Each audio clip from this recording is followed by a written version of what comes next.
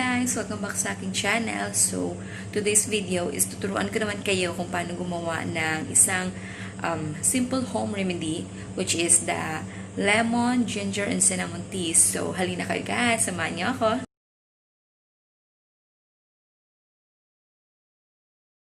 So, ayan na guys, tapos na ako mag-prepare ng ating gagamitin sa ating home remedy, which is the lemon, ginger, and the cinnamon.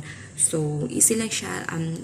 Yun, 3 steps lang mga guys. So, first is prepare all the ingredients. Second is boiled water.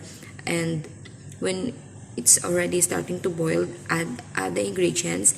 And boiled it for about 10 to 15 minutes. So, ayan na guys. After that, if makita mo na siya na iba na yung kulay ng water, so nagiging parang brown or red na siya, so pwede na siya. And then if you want na gusto mo yung hindi masyadong maasim or hindi masyadong manghang, you can put sugar or honey.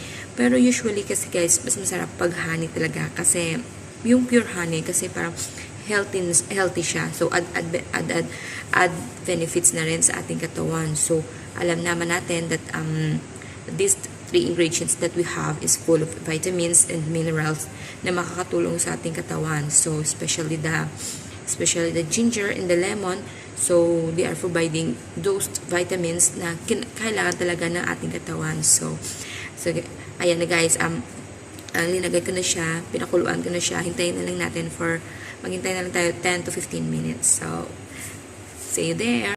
So, ayan na siya guys. Inad ko na siya ang ating lemon, ginger, at saka cinnamon stick. So, hintayin na lang natin siya na mag-boil o kumulo for about 15 minutes. 10 to 15 minutes, okay?